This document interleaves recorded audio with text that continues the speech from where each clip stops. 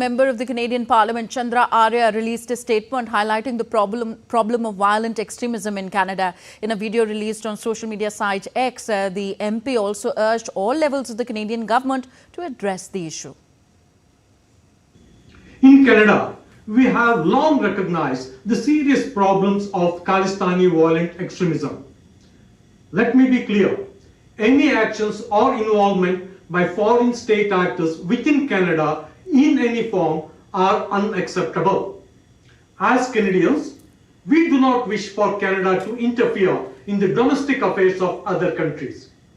Likewise, we do not want foreign governments interfering in Canada's domestic matters, including those involving Khalistani extremism.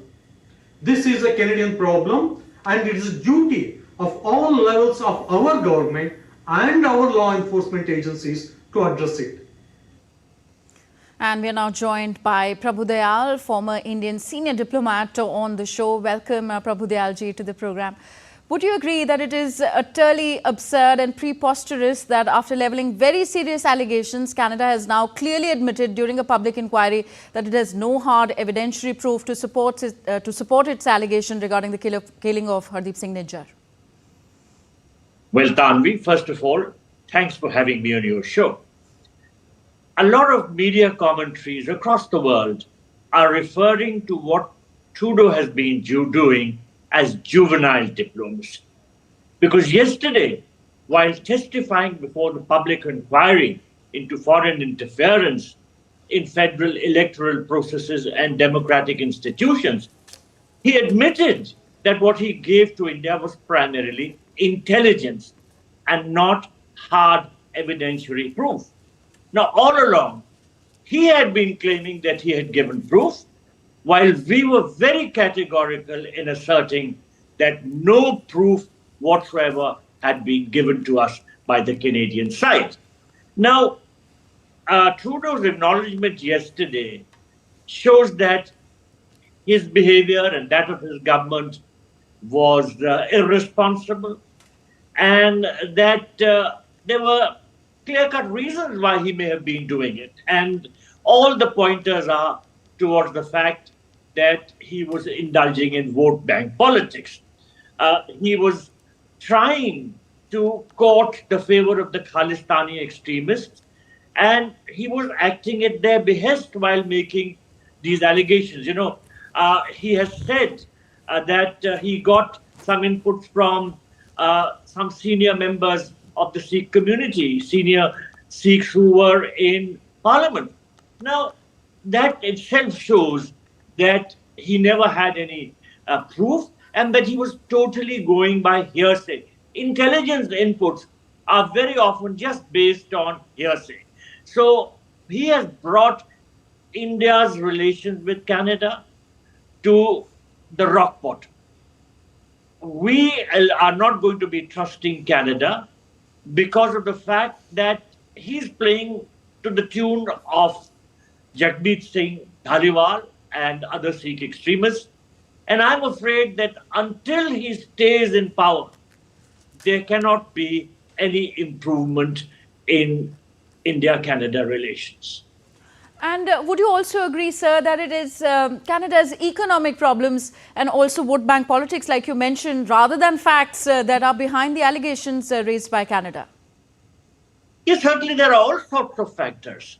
There are economic factors, there is vote bank politics, there is his dependence on Jagmeet Singh Dhaliwal's party. Let me mention that in the last election, which was held in September 2021, he got only 160 odd seats, while he needed a minimum of 170 to have a majority and thus form the government.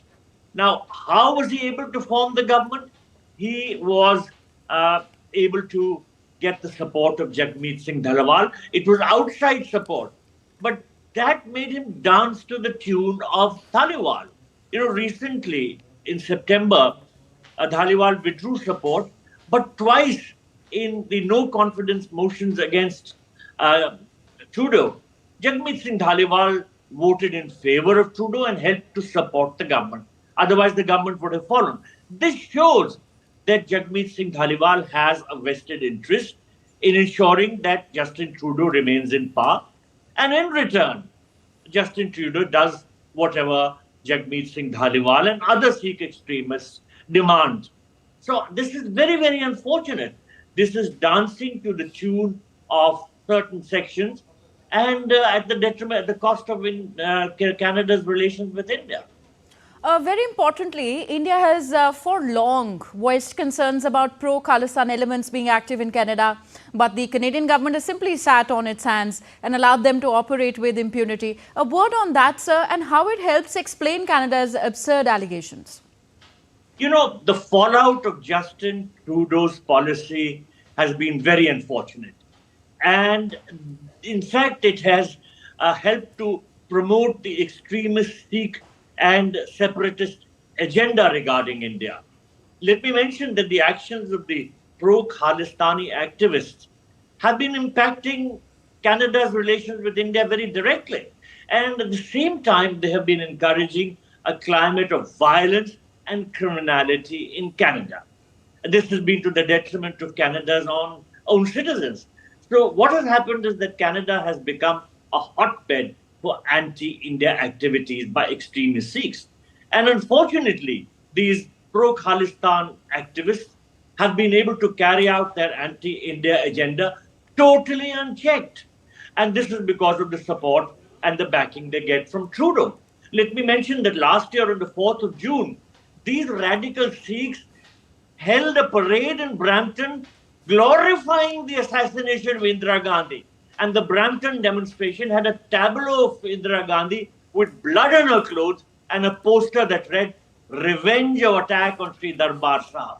You know, again, this year, I think it was in April, there was a get-together at the Sikh Gurdwara, and that was attended by Justin Trudeau. And there again, the extremist Sikhs raised anti-India slogans and threats to the integrity of India. And all this was tolerated. In fact, the slogan chanting at the gathering was very disturbing, but it showcased the ongoing atmosphere of anti-India separatism, extremism, and violence within Canada's political space, which goes right under, which all this goes on right under Trudeau's nose.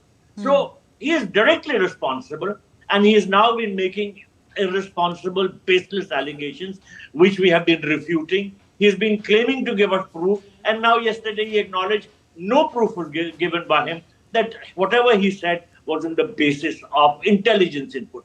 So he is a total fraud, and unless he goes, I'm afraid there can be no normalization and improvement in Indo-Canadian relations. In fact, even sections of the Canadian media itself and experts in Canada have criticized Prime Minister Trudeau for the unsubstantiated allegations against India. Your view on that? Well, I think the Canadian media has been realizing that Justin Trudeau is behaving very irresponsibly, and whatever he's been doing has been harming Canada's interests. He has just been trying to hang on to power. And as I said earlier, he's been dancing to the tune which is being played by the extremist Sikhs because he needs their support. He needs their financing also. So the Canadian media knows really what's going on, and some sections of it have been very, very open in regard to exposing what his activities are. I may mention that we have been consistent in telling the Canadians that if they are making allegations, they must substantiate these with proof. Unfortunately, they had no proof. So they kept on making these baseless allegations. And now they say they had some intelligence inputs. I'm afraid they are going to be a laughing stock. And how do you see the current situation likely to affect the economic and people-to-people ties between India and Canada? Well, you know, unfortunately, the people-to-people ties do get impacted. There is an impact also on the economy. If the political relationship is not good, for sure, trade and economic relations are impacted. Indian companies will hesitate and will only source their products from Canada if there is no other alternative. Otherwise, sensing that there are political difficulties in the relationship, They will try and look at alternatives.